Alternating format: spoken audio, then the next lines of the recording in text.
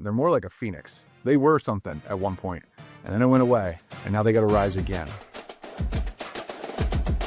But I thought they were busts. Today's show is about the guys the league once wrote off who are now very much central figures to the 2025 NFL story. The retread quarterbacks who are at the top of almost every statistical category that tells us who's playing well. And we have lots of questions about that. Like, how is that possible? How is it possible that quarterbacks who played as poorly as they did at the start of their career, to the degree that their teams that all invested high draft capital in them moved on, are now playing this well for other teams at older ages, 28 to 30 years old?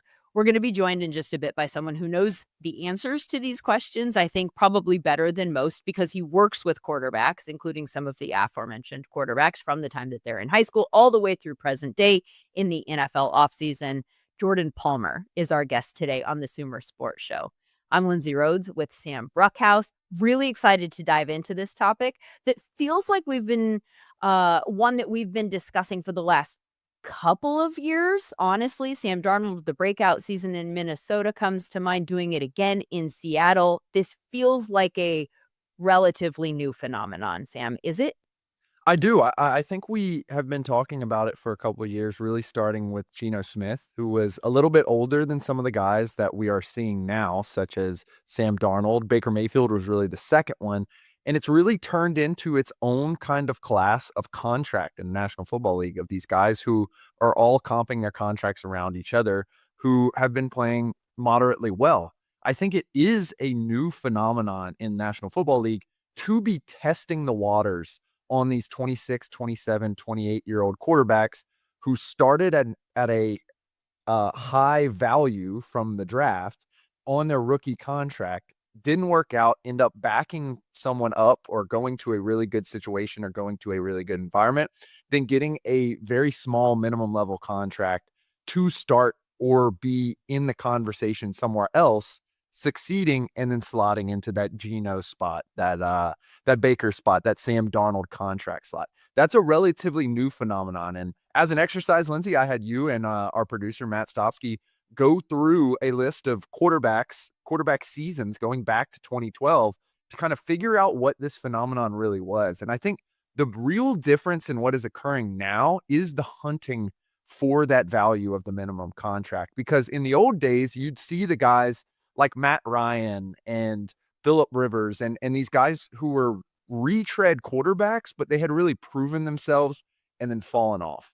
We don't really see the guys who were extremely high value, then didn't play up to that high draft valuation, backups, kind of bottom of the league, then back into the middle or top of starting quarterbacks. We haven't really seen that until the last 5 to 6 years. Let's be clear, since you brought this up, about what we're talking about here and who actually checks the box of a retread quarterback, because there are also journeyman quarterbacks, right? Who are longtime backups that move around and get in the game. We don't think that they qualify for this conversation. There are also quarterbacks who are at the end of careers that were very successful, who are in other places. We don't think they qualify as retread quarterbacks. How do you define, for purposes of the data that we'll get into in just a second, who is a retread quarterback? I think the first item has to be that they were either brought in to be the starter or brought in to compete or brought in for some distinct reason, and thus were kind of nominated to be the starter. So I think Daniel Jones is a great example of this. Here's a guy who started and got a second contract with the team, but immediately upon that second contract was not considered up to snuff. There were discussions of whether he would get benched. The team was losing. He really never had metrics in the top 20 across his career. As a result, the team gives up on him and he goes to another place in order to compete. But the valuation of that was very, very low. And so you look at the same thing with Sam Darnold. He plays several years with the Jets. They give up on him. They give him to the Panthers for a pretty good draft valuation in terms of the trade. The Panthers give up on him. All of a sudden, he's a backup in the league for the San Francisco 49ers, but he's brought in to compete or at least be a bridge quarterback for the Vikings, and then he goes to the Seahawks on a pretty good deal as a result. That arc, that kind of high valuation, decline down into the dregs of the starters or into the backups, and then ascent back up, such as Geno Smith and Baker Mayfield also did, is what exactly we're trying to look for. We're not trying to look for guys who were Pro Bowlers and got injured. And we're not trying to look for guys who, were median level starters until they were 35 and then just got another job because someone needed a older bridge quarterback. We're looking for that distinct U-shaped curve here.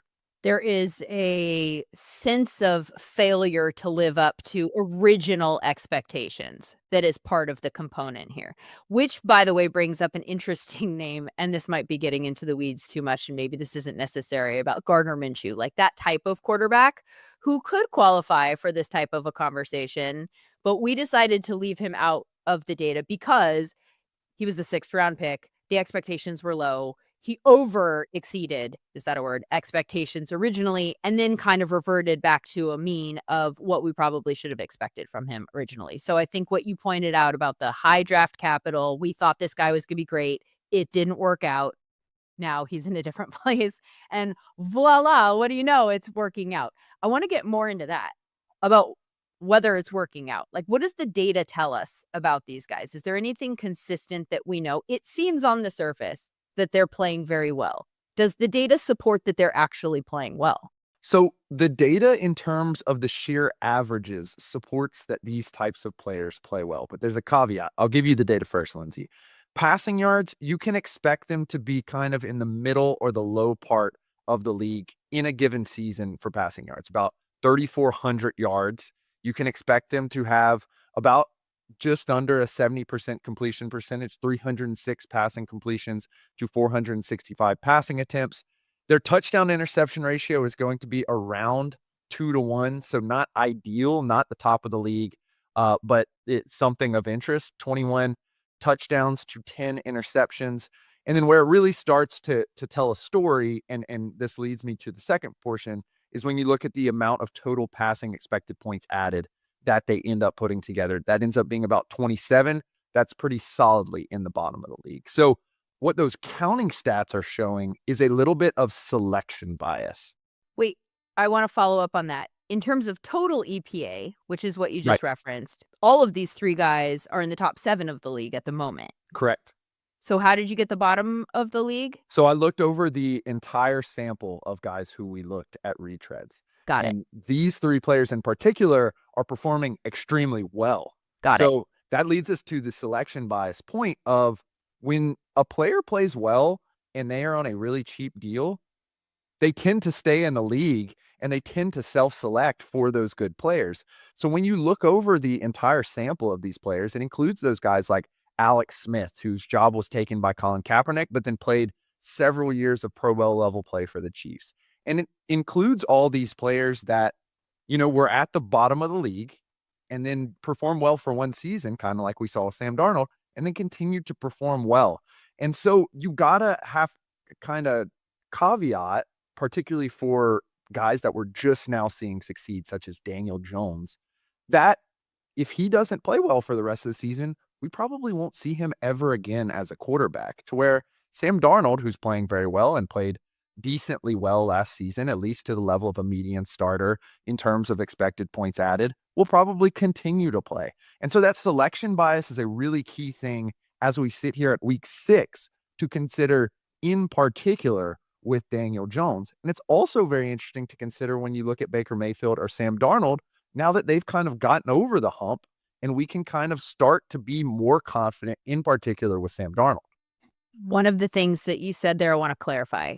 It seems to me, and tell me if I'm wrong, that what you're saying there, by highlighting the fact that they'll be in the middle to low part of the league in passing yards on average, that there is a picture that's being painted of a specific quarterback who is not being asked to carry the team, but is perhaps efficiently and sufficiently doing the things he is asked to do. Correct. And I think that what this question brings about in terms of environment is what happens when one of these guys is just asked to play competent play for a team that needs to make the playoffs and has the basis to make the environment.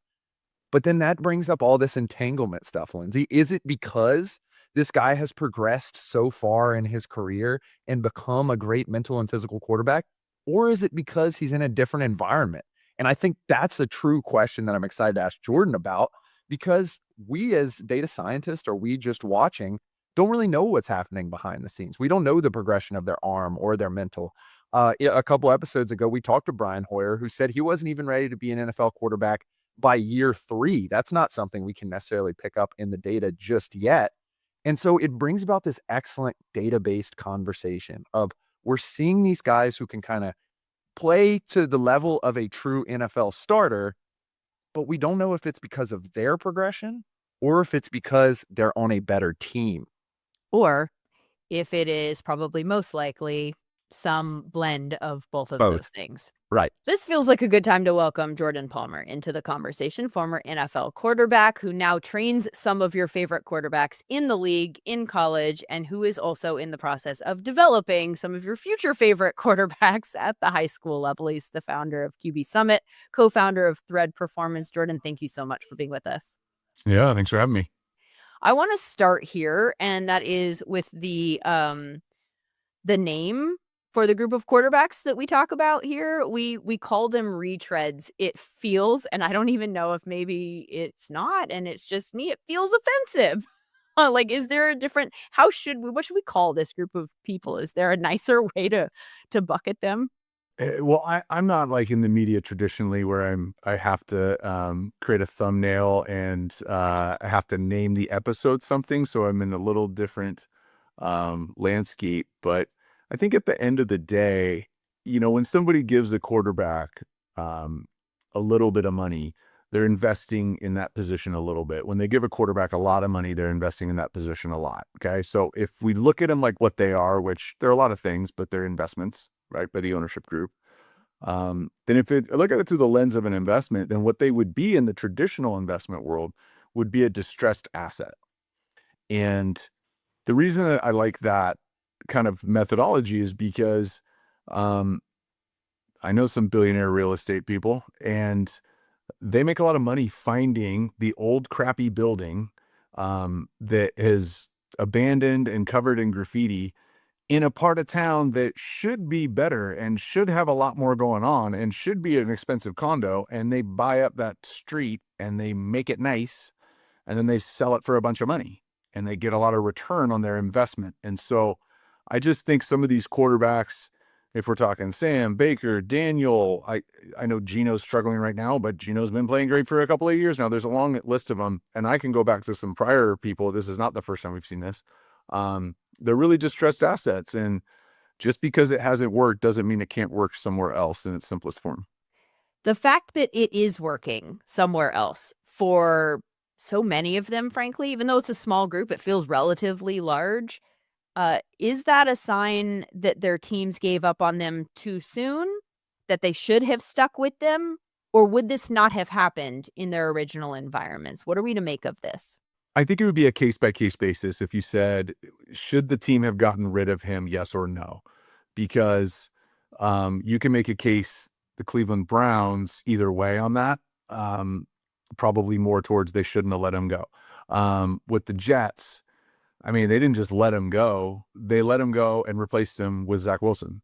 So you will see if Zach Wilson is the next retread. I don't know. We'll see. But I think they let him go at the right time. I think it's more like, were they ready to have him? Were they ready to develop him? I posted something on Instagram yesterday when they announced that Brian Callahan was fired. And I just said, and boy, did I get, because I can go through and see who looked at my stories, and most of your famous quarterbacks check me out on my Instagram stories. They see who looked at it. But I've gotten more private comments on that post that I had yesterday, and I'm not like really a social media guy like that, from real people in the space, because I said, new rule: if you don't think you have the right head coach, then you're not allowed to draft a first-round quarterback. New rule. 100. I made the rule. Absolutely. If you think that Brian Callahan's not the guy, then you should not be allowed to use the number 1 overall pick on a quarterback. Take a tackle, take a pass rusher. Okay. Until you figure out that, because what we have seen is 4 quarterbacks in a row, drafted number 1 overall, brand new head coach, during the first year. is if you don't have the head coach right, if the company is not healthy, then don't add a high performing employee. And that's what it is. I'm in the business world, and I live in both worlds. And the parallels I see between business and the way the NFL teams run it, I think is unique because I don't know anybody else I've had over 300 employees between my two companies that I started. And I've been around the NFL since I was a kid. And I just see really poorly run companies. And the best way to tell it is what they do with their high pick quarterback. Now, it doesn't mean you should win a Super Bowl every year, but did he pan out? And I posted this too. I also said, I think there's the list of teams that have busted on developing quarterback is significantly longer than the list of just quarterbacks that were busts. And there definitely are some. There's some guys that fooled us and they should have never been drafted that high. That's fine. That's an isolated mistake.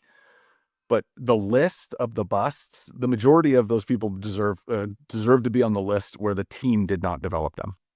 So using your allegory to the neighborhood that should be nicer, is the quickest way to make that neighborhood nicer adding a head coach? And why is the head coach so integral to that quarterback development at a young age? I'm doing this live right now. It's a little off the cuff, but let's think about it. Okay. So when I played in Cincinnati, there was a part of downtown Cincinnati called Over the Rhine. Okay.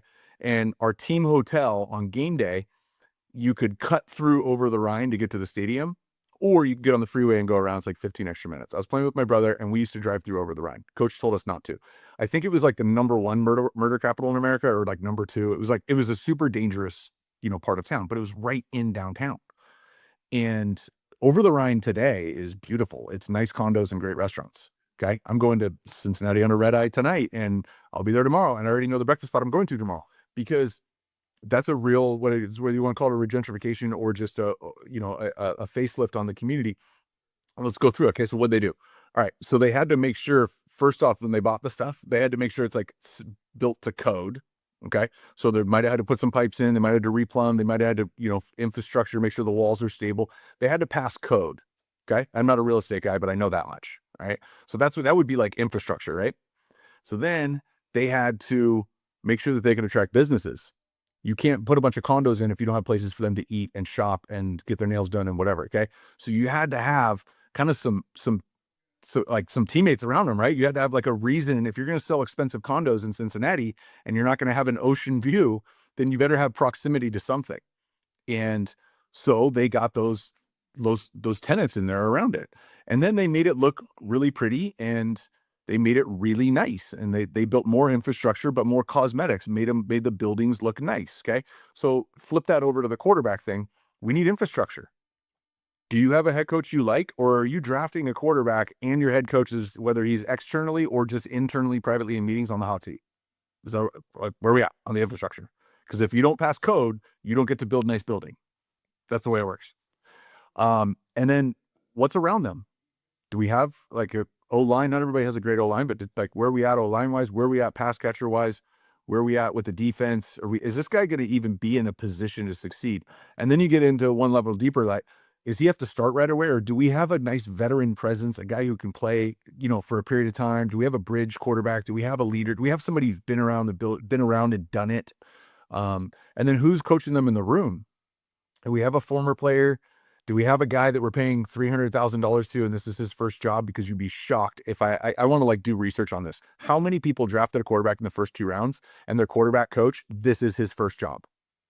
The number's higher than people think. I don't have it in my head, but it's higher than you'd think. Okay. So without giving any specific, there are anecdotes that you can think of right now off the top of your head. Like, yes, this is something that happens. 100%. 100%. With a rookie quarterback that's drafted high. Yes. Someone who's 100%. never done it. Yes. Showing them the way. All the time. And on top of that, I now look at it from an investment. Okay, I'm going to pay this quarterback $50 million. Okay, high pick. And I'm going to pay the quarterback coach $300,000. Who works for who? And that's the investment that we've put. That's me buying a $4 million house and going cheap as possible on everything. You know what I mean? It's just like, I don't need a gardener. I'll just do it myself. And like, I'll just fix the plumbing myself. I'll just like, it's cheaper if I just, right? We don't do that with a $4 million house. No, you have to spend money to upkeep and to keep it a $4 million house. I see this all the time. How about then you pay a guy a second contract? That guy now makes $55 million a year and the quarterback coach makes $300,000 or $400,000. who works for who. And this is not an indictment on one team. This is a systemic problem that I see. And with certain organizations right now, I'm hoping to solve. It's really interesting because what you're describing exactly from a data perspective, I'm a data scientist, is called the loser's curse. And so these people who have been losers as a result go make these mistakes. They hire a coach who doesn't know what they're doing, a first-time quarterback coach on a first-time staff, and all this stuff like that. From the player development perspective, what is able to be developed once you overcome that loser's curse? So we've seen Sam Darnold and Baker Mayfield. What has been added to their game over the years in excess of, that baseline not necessarily being good? What has gotten them to that level from a personal perspective without regard to the environment? No hesitation. It's resiliency. Because you have to be able, if you're going to be on track to be a bust and then be the retread, your word, not mine. Okay. If you're going to do that, if that's the equation, get drafted high, then suck, then get good. Okay. If that's what you're going to do. Okay. Well, that period of sucking, you have to be resilient. And you don't have to be 6'4", and you don't have to have a rocket arm, and you don't have to run a 4.5. You have to be resilient. In fact, if you're those three things and not resilient, then you are a bust. And it's the resiliency. Now, some cases I'm very involved and I know a lot about what happened at the low time. Sam Darnold's an example. I've been with him since he was like 15 years old. Like, I know a lot about the seeing ghosts, he got mono, and just the way that social media reacted to him getting mono as like a 22-year-old in New York, and like just drug through the mud. You have to be resilient. And Baker Mayfield, right? The self-confidence that guy had, like, he had to be resilient. Daniel Jones and Sam Darnold are similar personalities. Baker Mayfield would be the opposite, the other side of the spectrum. So it's not a commonality in personality. It's all three of these guys have been incredibly resilient to be able to get through that part, and not just get through the part where you're not playing well, get through the part where you're not playing well and continue to improve, even though the internet and the NFL media doesn't see it and is going to continue to point out your flaws. You have to be resilient. Now, there's some work ethic, there's some toughness, there's some coaching, there's some journey. It's a sum of a lot of things. But I think the key ingredient, if you want to go from drafted high, bust, to retread, big money guy, 100 mil, all that, the resiliency is the common denominator, and it's the ingredient that you need the most. And if anybody right now is coming off that, like Zach Wilson, anybody in that group right there, I would just point to that and I go, if you don't have this, this is never going to work. If you have it, you got a shot. Do they also develop in other ways? Are there any theme? I mean, clearly they do, but are there any themes with regards to the ways that you see them develop over time? Yeah, I think learning good football is the most underrated thing. Being in a room, I, there's no way to score this. I don't have any data. I just know that Sam Darnold took a step in his career backing up Brock Purdy for 20 games and being in a room with Kyle Shanahan and Brian Griese and whoever else was in that room. I know he got better. A different way of thinking about it, a different way of, there's not that many plays. Okay. There's a lot of plays. If you're a fan and you look at it and I show you a call sheet, you go, oh my God, there's a million plays.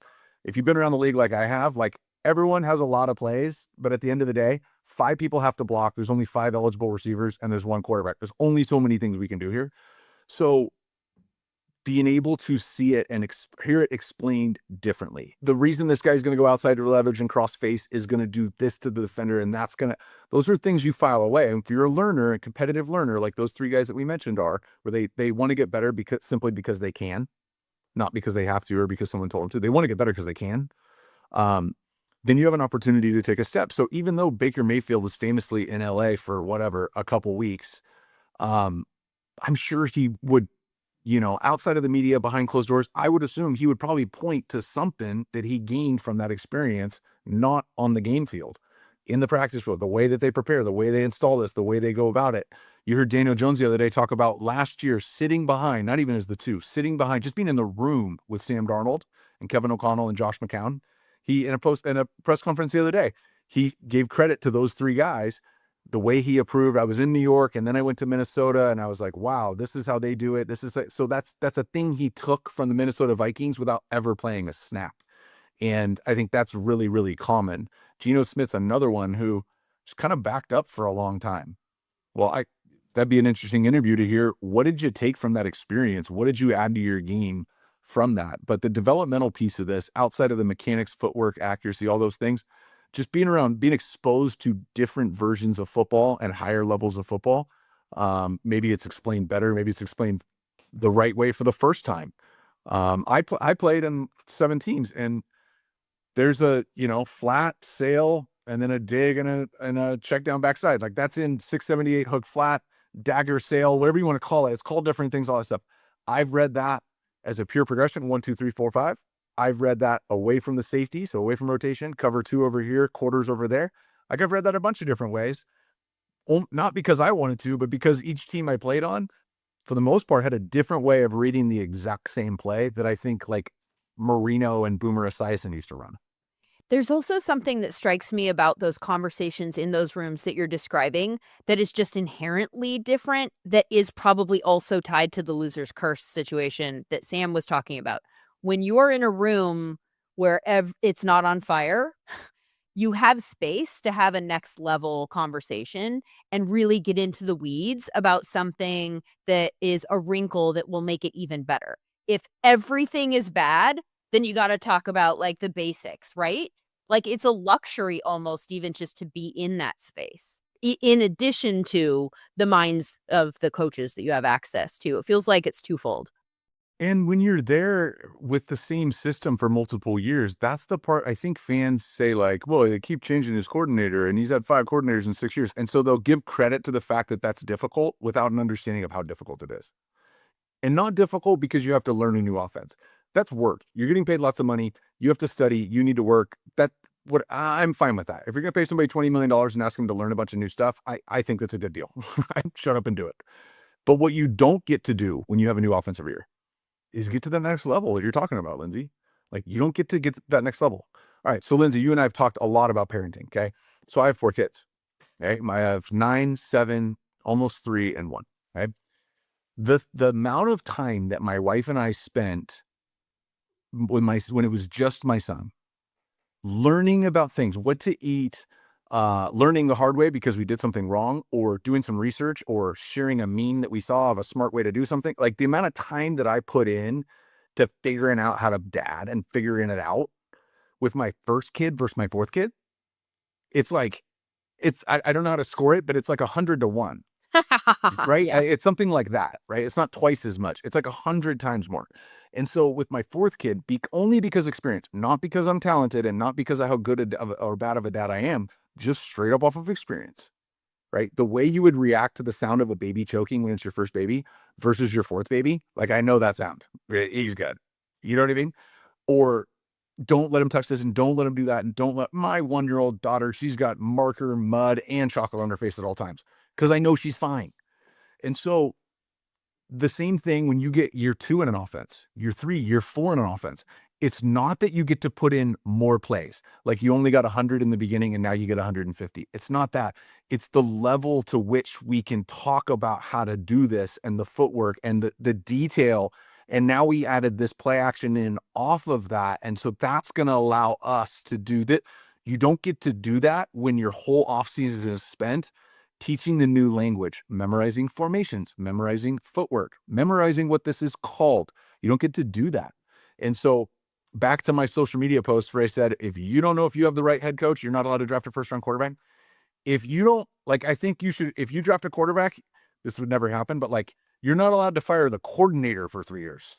For us to evaluate a quarterback, I want to see him. It doesn't have to have a perfect O-line and amazing receivers. I just want to see him do the same thing 2 or 3 years in a row before I draw a conclusion on whether or not we give this guy a big contract. 100%. And just, I know you want to jump in, Sam. I just want to reiterate what that does then, if this is a rule, which it wouldn't be a rule, is for all the Titans fans that are like, but he deserved to go. Like, okay, then this forces you to look at the situation more harshly before you draft the quarterback, if this is going to be the case. Now you're married to this. Are you sure you want to be married to this? Make that decision now. Don't like let it ride and then maybe waste a year. Well, there's this element both from the organizational perspective and from what you've described, Jordan, of almost like control what you can control, kind of at the hardest element. And you have to kind of shed off all those other things in order to get there. Does that make sense to you, or is it something different? Yeah, I use this analogy when I have quarterbacks in my office. So my business is called QB Summit, right? Some of the best players of each level. But let's say my business was called Golf Summit, okay? And I'm the best golf coach in the game, and you're one of the top young golfers, okay? So I use this analogy all the time. I go, all right, let's say we got a big match this Saturday, state championship, national championship, or PGA Tour event, whatever, okay?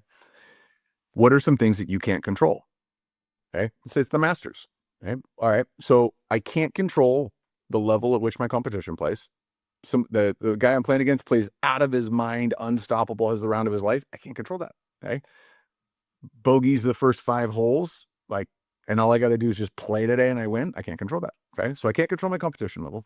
I can't control the weather. Okay, as it rains outside right now in Southern California, and I can't control the course conditions. Okay, the greens are super fast, the rough is super thick, whatever. Okay, that's kind of it though. That's the whole list. Like you say, your equipment. It's like, no, if you're one of the top golfers, you have great equipment. It's actually fit perfectly for you, and there's somebody out there in the parking lot ready to fix it. So it's just those 3 things. All right, but this is QB Summit. Big game this weekend. I've got a client that I am very high on right now in college that I think is going to be a household name here soon. Damon Williams Jr. from Washington. He's at the big house this weekend, his coming out party. And with him, what can Damon not control this weekend? Okay, he can't control his competition, he can't control the field conditions, and he can't control the weather. But what else? I mean, does his O-line block? Did the receivers catch the ball? Does the defense catch anybody? How are they calling it this game? How's the play calling been? How was the clock management? Did we burn 3 timeouts in the first half? Like, the list of things that we can't control is long, which is why it's the most difficult position in sports, and it's the ultimate team sports. All those cliche lines that we hear and we say and we repeat, that's why it's true. It's the list that a quarterback has of things that he cannot control is significantly longer than that of a pitcher on a Major League Baseball team. So with that in mind, in particular with your young quarterbacks, what do you tell them that they can control, and how do you improve them at controlling those things? I have them literally build a list of things this weekend that they can control and highlight it and try and challenge them to pour 100% of their mind share into those things. So I have this presentation I give called 2 buckets.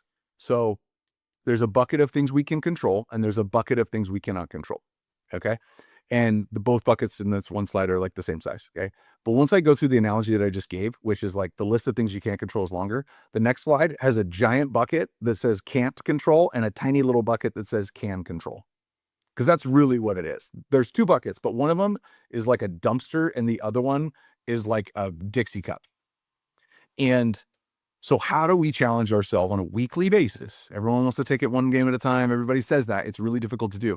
How do you put all of your mind share, effort, and energy into the things that you can control and not even allow yourself to focus on the things that you can't? And so it's some deeper stuff. It's neutral thinking. There's a process. There's a little bit of performance psychology, what I do with my clients. But that's an exercise that guys go through, and I get 100% results on it. And guys go, man, that makes a lot of sense. That allows you to be unemotional about a thing that makes you really angry or really mad or really upset. Because if it's in the bucket of stuff that I can't control, why am I even giving it that energy? And the word percent means out of 100. There is no 110%. So at the end of the day, I draw a circle. I draw a circle and I build a pie chart. And I go, be honest with yourself. In the last 5 days, how much time have you spent on things that you actually don't have control over? And people are usually shocked to find out that they actually, if they're being honest, they put a lot more time and effort, whether they're talking to their family about it, complaining to a teammate in the locker room, praying about it nonstop. They're giving it energy and they actually have no control over the outcome anyways. So at the end of the day, it just feels like a bad investment. That's such good advice. I love how much, by the way, you have talked about in terms of resiliency. You're talking about controlling like your own thoughts and the way that you're approaching it. There's so much mental that is sort of the key here, as opposed to like physically developing, which also makes sense that you're talking about with regards to the subject that we're talking about here today. Like these quarterbacks are getting older. Like they are less athletic as they get older and older again, and yet they're experiencing success in a way that they haven't before. And it's clearly because they figured out a lot of the stuff that's going on up here. With regards to younger quarterbacks who are in the league, so in addition to doing all of the things that you're talking about, if they're in a bad situation, one of the things that you said stood out to me, who works for who, right? Like they're getting paid a lot of money. What would you advise them to do to take control of the situation? What control do they have of this situation? Because you also don't want to come in, be a rookie quarterback, be like, hey, I'm getting paid the most money here because I was a high draft pick. And so listen to me when clearly there are things I need to learn. But also, my career is at stake here based on your actions. Like, what is the right dance there for a young quarterback in that situation? That's a great question. I think this is my own personal opinion. I don't, this is my subjective opinion, but I think it's case by case basis. I mean, on one end of the spectrum, you have Josh Allen, who I don't know, has a very unique relationship with Brandon Beane, the GM. I mean, they're buddies, you know. I was with Brandon at Josh's wedding, you know what I mean? And I think Patrick and Veach have a great relationship. I think that I don't know, but there's conversations early on about how do we make this place better, right? And then I'm the little brother of the guy that demanded a trade to get out and was willing to retire because that was a one-way dialogue. There was no input. And everything in between. And so I think it's case by case basis. So I don't know what Bryce Young can tell David Tepper, or if he can get a meeting with David Tepper, or if him and David Tepper are grabbing coffee all the time and talking about it. So I think it's a case by case basis of the access that the ownership group and the front office gives to that player. Also, I think the agents, this is where, like, this is one of the places where having a really, really talented, really experienced agent's really helpful, is helping massage. I think agents do this a lot more than fans realize. Make the situation better. I've got a friend who's an agent who's representing a starting quarterback, who also represents another player who, like, that trade could go down. So he's going to end up help both of his clients, because this player could really benefit from this player getting traded over there, and it gets him out of that bad situation. And these guys are on a heater. And so, like, that's really common. And so I think also the relationship that the agent has with the decision makers, whether that's the owner or the front office, and not every agent has that, by the way. I mean, there's just certain people that are trusted, and there's certain teams that are more open to those conversations, and there's certain agents who've built up equity with some of these teams to be able to help that. I've just seen agents. I've had a lot of conversations with the player about something like this, and the agent's typically involved. And in a lot of cases, I go, wow, that agent really pulled that off. That was actually a really good move. Or, gosh, I wish our agent could even, like, had any juice here that would be helpful. So talking about those things, and then also like the things you can control, it seems like you have a detailed process of evaluating these players when you are directly working with them. If we wanted to, if we were close enough, obviously we can't get all the data, but we're about quantifying stuff here at SumerSports. What would be the checklist of stuff that you would want to see of a guy who has gone through a tough time, is now at the bottom, and you're starting to see trend in the right direction? What's that checklist look like in terms of their day-to-day preparation, in terms of the stuff around them, or in terms of their physical development? All right. So here's the do not pass go, right? I talked a lot, Lindsay, you and I've talked about confidence being the most important trait in a quarterback. There's one that I can't say it's more important than confidence, but I can say it is a yes, no inability to develop this. And it's not what you think. We could sit here and I could have fun. And I go give you guys 10 guesses and you'll go 0 for 10 on this. Okay, I'm looking for a book by a friend of mine, Dr. Mike Gervais, who, I'm going to butcher the exact name of it, but it has to do with the fear of other people's opinions. And we all know what FOMO is, fear of missing out, right? Your buddies all went on a trip and you couldn't go, and you're like, oh, I wish I was there. I teach a lot of FOPO, fear of other people's opinions. And this is a yes, no. And if you're a no on this, like, you do care too much what other people think, if you're in high school, I can help you. If you're in college, maybe. If you're in the NFL, I can't help you. And I think if you took a 5-star junior high schooler and junior, 5-star, 30 offers, Elite 11 finalists, going places. Okay. And we've been around this thing forever. And I could give that player one trait. Okay?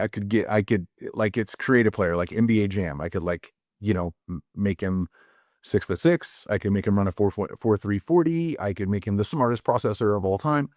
The number one trait I would get him is the ability to not give a shit what anybody thinks. Because in 2025 and 2026 next year, 27 the next year, The scrutiny is not, it's not potential that it might happen. It's a 100% guaranteed you will have haters. And the better you get, the worse you get, like the bigger your star becomes and the more notoriety you get and the worse you play, the more they're going to be. But the more you win, the more there's going to be. There's a giant group of people who can't stand Patrick Mahomes. Can't stand him. Thinks he's overrated. Like, you think Patrick Mahomes is overrated? What are you talking about? This guy's like doing stuff we've never seen anybody do before. Okay. At the end, the amount of people who can't stand Tom Brady and you're just so sick of him, and I can't stand his hair, and he can't even move anyway. And it is absolutely a guaranteed going to happen. You better learn how to deal with it early because it's too late in college to figure that out.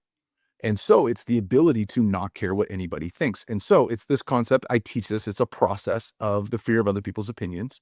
I have a presentation on it. I dive deep on it. I prescribe the book. I prescribe pieces of the book to certain clients. But that's a thing you have to have. And so when you have somebody, and it doesn't show up in one place, it's not just what they wear. It's not just how they celebrate. It's not just how they interview. Those are things where I can kind of, I've got an opinion on some people I've never met before based off of everything that I've seen. Am I right? I don't know. Do I think I'm right? Yeah, I do think I'm right. And it comes down to the end of the day is your ability to block that out. And the way that Baker Mayfield has blocked that out, I would assume is like, I'm going to use the haters as fuel. I'm going to work harder. I'm going to be better because of all these haters. And I'm going to talk trash back to them. But I think the way that I know the way that Sam Darnold, and I would assume the way that Daniel Jones has handled it is, I don't care. Like, what does that have to do with it? Like, I don't care. Like, I'm going to focus on me. I'm going to get better. Either way, the outcome is the same with two different approaches, if I'm right, and those are the two approaches. But at the end of the day, it has to be the same process, which is your ability to not block it out, not delete Twitter off your phone, but your ability to genuinely, in your heart of hearts, not really care what anybody thinks. And it's really hard to do. And most of the people watching this right now, if they're really being honest with themselves, would be bad at it too. Have you been bad at it in the past? By the way, the book is The First Rule of Mastery. Stop worrying about what people think of you. There'll be people who watch this who watched Carson and I play who will not believe what I'm about to say, but it's the main difference between my brother and I. My whole career, I was worried about what everybody thought. I grew up in the shadow. I'm in high school. He's 4.5 years older than me. It was a big deal. I went to Mission Viejo High School. We were the best team in the state, maybe the country. My brother was at USC. And then I got one offer. I only played my senior year in high school. I get one offer to the only school I didn't want to go to, UTEP. And I land and I redshirt and I sit out that year and my brother wins the Heisman and goes #1. The expectations were so unrealistic for me when I took over as a redshirt freshman to start my second year ever at quarterback. I literally was a backup from 3rd grade to my junior year. And I didn't handle that very well. And I was so confused as a young man. And then I went through and then I had a great college career and we won a bunch of games and touchdowns and all the stuff.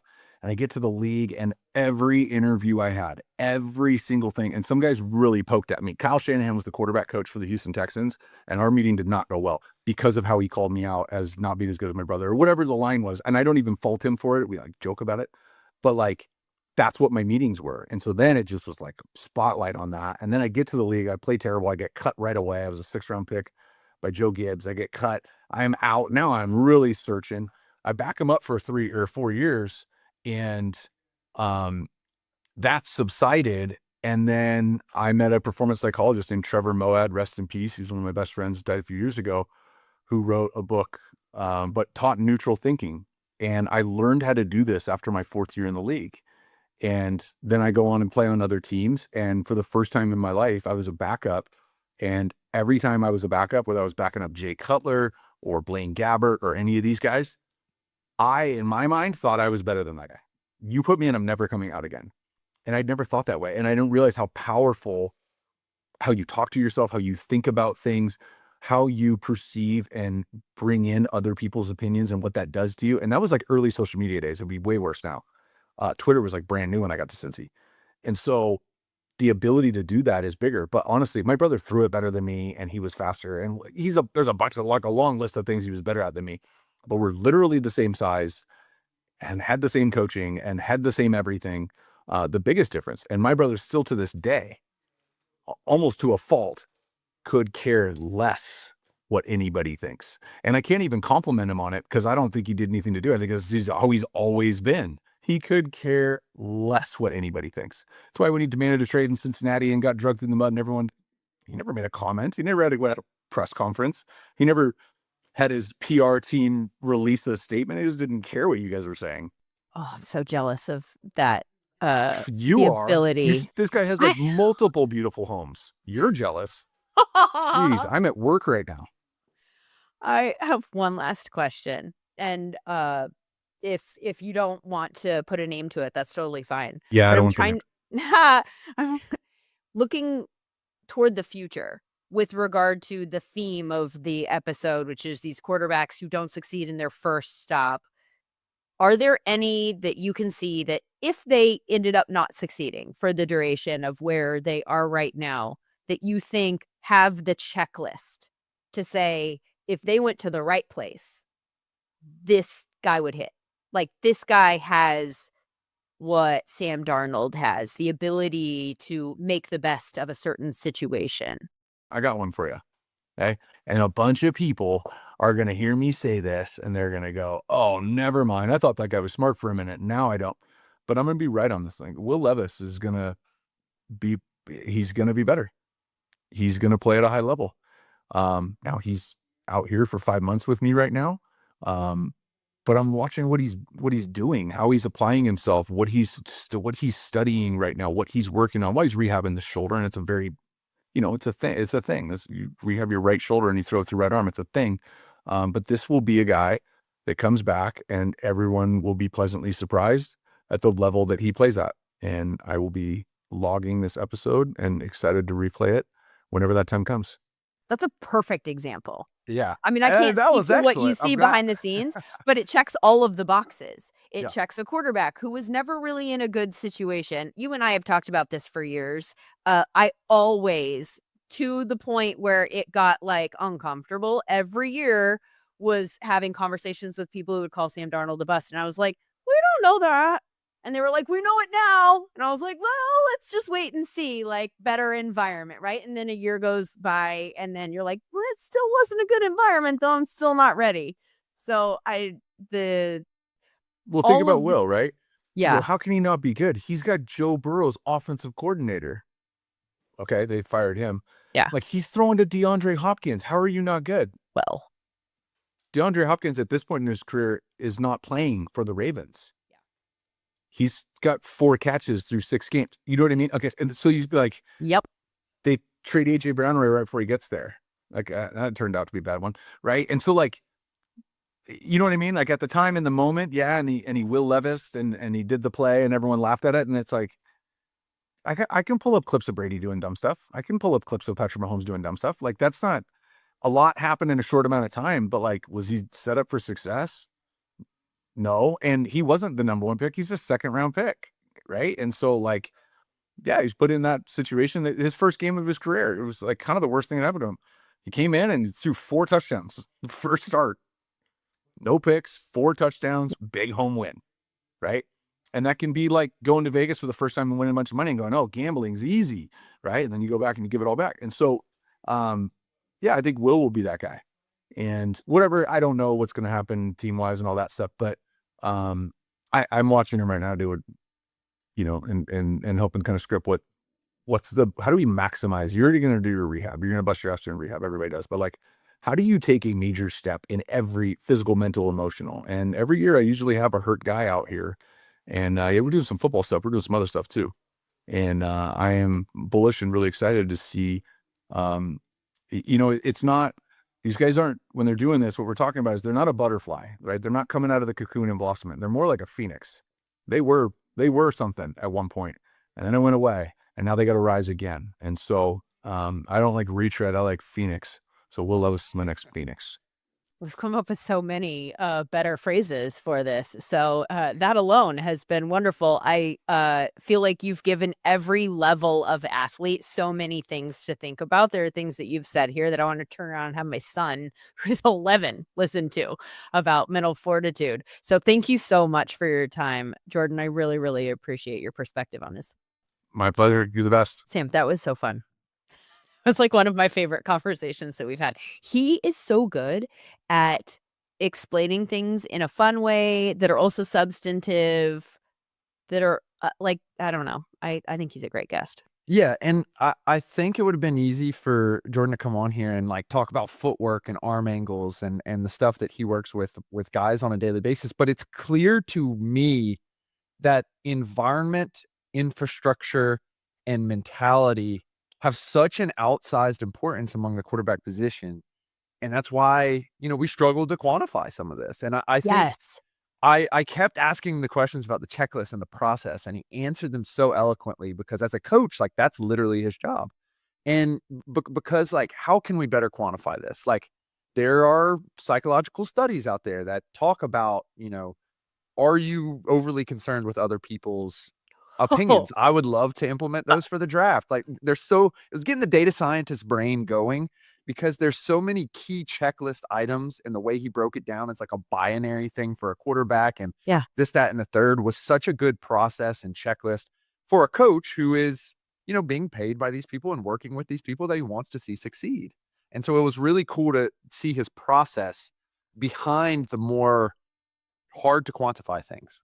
You think about someone like Jameis Winston, for example, and why he's been able to continue to get these jobs where he's kind of on the fringe of starting, but it never seems like it gets him down. It's so clear that, He gets people, 0. yeah, people saying that he's goofy or loving him and saying he's the best teammate, or when he was a Saint, Dennis Allen going out there and saying that Jameis did something by himself and that wasn't my call and kind of hanging him out to dry.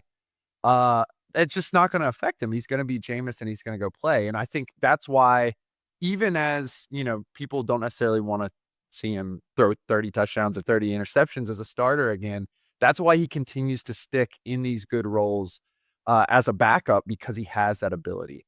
And even from the highest level, which obviously, like, we can oversample the highest level all we want, but it's cool to see that amongst, like, backups as well as a true yes or no binary. An NFL quarterback has to have this. There was one thing that I wanted to ask him about that felt a little bit too football-y at the end to Mhm. go back to, but, I'm curious to just flush out with you, and that was the specific narrative that was attached to Sam Darnold for so long Yeah. about the fact that he folded under pressure, Right. literally and figuratively, right? Like, you were in a moment where, like, you have to come through, interception immediately, or like there's literal pressure from the defense, and he struggled with that.